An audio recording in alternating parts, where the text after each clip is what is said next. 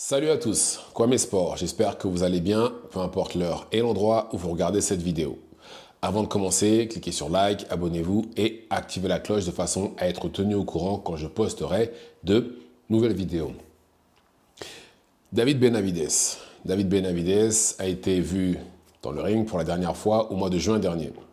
C'était contre Alexander Gvozdyk, ancien champion WBC de la catégorie, qui a perdu contre l'actuel champion WBC, qui n'est autre que Arthur Beterbiev. Mais, entre-temps, il est parti à la retraite, il est revenu, il a gagné quelques combats et il s'est retrouvé en position pour combattre David Benavides. Mais ce combat-là comptait, c'était un éliminatoire, justement WBC, pour combattre Arthur Beterbiev. Et c'est un cadeau de Suleiman, le président de la WBC, à David Benavides. Pourquoi? Parce que tout simplement, il n'a pas réussi à forcer Canelo à affronter David Benavides, parce que David Benavides a été le mandataire de Canelo pendant des années. Et pourtant, peu importe ce que David Benavides a pu faire, gagner contre qui, Canelo ne voulait rien savoir et il n'a tout simplement pas affronté David Benavides. Et c'est vraiment dommage. Et il ne l'affrontera jamais d'ailleurs. Mais là, voilà, ils se sont affrontés et David Benavides a gagné le combat contre Alexander Gvozdyk par décision unanime. Combat où on a clairement vu David Benavides être fatigué. Je crois que c'est la première fois qu'on l'a vu comme ça. Mais pour sa défense, c'était son premier combat de cette catégorie-là où il a affronté les gens de sa taille, de son poids. Donc je pense qu'il s'est peut-être pas bien adapté. Même si je trouve que techniquement c'était mieux. Mais voilà, on a clairement vu qu'il était fatigué passé un certain nombre de rounds. Et là, Tank va combattre le 14 décembre prochain. Et la rumeur disait que David Benavides allait affronter Jesse Hart ce jour-là. Et puis finalement, on a découvert que non. Il ne combattra pas le 14 décembre prochain en co-main event du combat de Tank Davis, mais il combattra le 25 janvier prochain contre, mais moi j'étais surpris, David Morrell. David Morrell, cubain, il était mandataire WBA, la ceinture qui n'intéresse personne. Il avait cette ceinture-là, régulière, voilà, WBA régulière. Il avait une dizaine de combats. Il a une dizaine de combats, bon combattant. Alors, David Morrell a collé plusieurs fois David Benavides quand les deux étaient en super middleweight. Mais David Benavides n'a jamais vraiment fait attention à David Morrell, ce que je peux comprendre aussi, parce que s'il l'avait affronté et battu en super middleweight, tout le monde aurait dit, mais regardez, David Morrell n'a que 10 combats, c'est sûr que David Benavides allait gagner contre lui. C'est le plus expérimenté des deux, même si, bien entendu, vous connaissez les Cubains, ils ont tous un très très grand background en amateur, ce qui fait que quand ils arrivent en professionnel, ils ont 300, 400 combats, et ils ont vu tous les styles et ils sont prêts. Puis de toutes les façons, Cuba, c'est une des meilleures écoles pour apprendre à boxer. Enfin bref. Mais tout ça pour dire qu'ils vont s'affronter le 25 janvier prochain. Et d'ailleurs, à ce qui paraît, en co-main event, il y aurait le rematch entre Pitbull Cruz et José Valenzuela. Magnifique. Magnifique. En tout cas, si ça se fait, bien entendu. Et c'est un combat qui... Alors, je trouve les deux... D'ailleurs, David Morrell aussi a eu son premier combat. Lui, c'était par contre dans la sous-carte du combat de Terence Crawford contre Madrimov. Et lui aussi a galéré lors de son combat. Je pense que les deux ont peut-être eu besoin d'un peu plus de temps dans leur nouvelle catégorie pour pouvoir s'acclimater. C'est peut-être ça le problème. Enfin, même si je pense que c'est plus le combattant de David Morrell qui était bon, meilleur que ce que le public en général pensait. Mais voilà. Et là, ils vont s'affronter le 25 janvier prochain. Comme j'ai dit, ce combat-là aurait déjà dû arriver en super middleweight. Là, que ça arrive maintenant, est-ce que je trouve que c'est une bonne chose? Oui et non.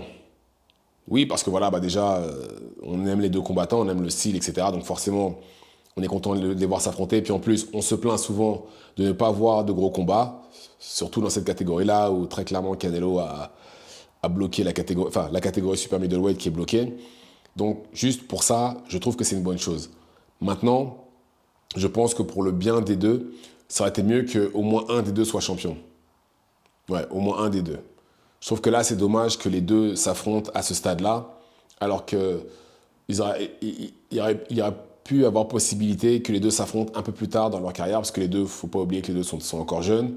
Je sais que David Benavidez doit avoir 26-27 ans, je crois qu'il est un peu plus jeune, David Morel. Donc ça aurait pu attendre un petit peu, pas 5-6 ans quand ils auraient eu la trentaine, non. 1 ou 2 ans. 1 ou 2 ans, parce que de toutes les façons, enfin maintenant, plus maintenant, mais parce que d'ailleurs le combat entre Benavidez et Morel va être un éliminatoire pour la ceinture WBC du vainqueur du combat entre Benavidez et Bivol. Mais je pense vraiment que ça aurait été intéressant que les deux soient champions avant de s'affronter. Et très franchement, après, on verra ce que ça va donner. Alors tout de suite maintenant, je pense que je donnerais peut-être Benavidez vainqueur, mais en me basant sur son expérience, sur qui il a affronté. Parce que on peut dire ce qu'on veut, hein, mais Benavidez, ses 5 ou 6 derniers adversaires sont que les anciens champions.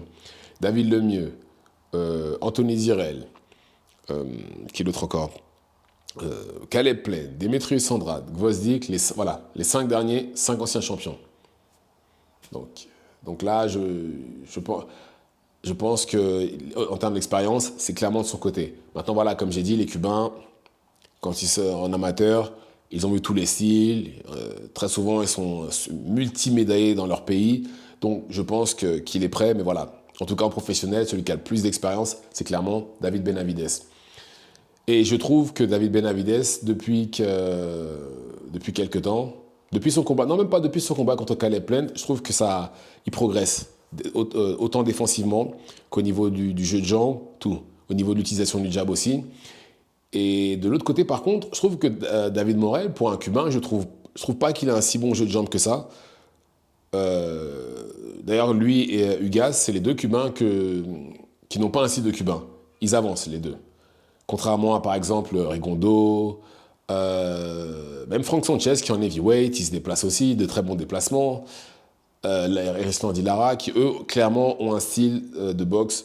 Ils boxent comme le Cubain moyen. À la différence de Ugas et de David Morel. Et je pense que s'il essaye d'avancer sur David Benavidez, qui doit être plus costaud que lui, je ne pense pas que ce sera une bonne idée. Je pense que David Benavidez pourrait lui faire beaucoup de mal. Moi, je pense que David Benavidez pourrait gagner ce combat. Disons que, pour moi, c'est un 75, ouais, non, peut-être pas 75, non, j'abuse. Je dirais 60-40 Benavidez, ouais, 60-40. Mais bon, pour l'instant, David Benavidez a annoncé le combat, mais c'est encore en finalisation. Mais bon, vu comment c'est parti, les deux sont signés chez Al Haymon, PBC, ça parle déjà de la sous-carte, donc je pense que ça doit juste être des détails qui doivent être peaufinés. Et après, on va voir le combat. Hein. Je pense pas que ce sera... je pense pas qu'on va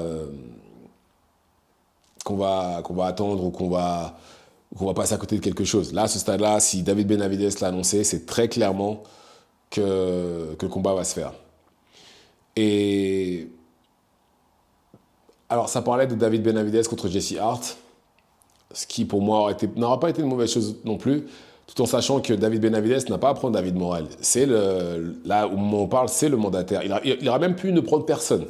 Il aurait pu rester assis et attendre. Il pourrait même rester assis et attendre. Parce que c'est d'ores et déjà le mandataire WBC pour le vainqueur entre Bivol et Beterbiev. Il pourrait s'asseoir à attendre. Mais voilà, je pense que son équipe d'ailleurs l'a très bien conseillé de prendre au moins un combat entre les deux de façon à être prêt pour pouvoir affronter Bivol ou Beterbiev et aussi pour s'acclimater à la catégorie et aussi gagner en expérience. Donc pour moi, c'est une très bonne chose. Maintenant, c'est vrai que c'est risqué de prendre quelqu'un comme David Morel.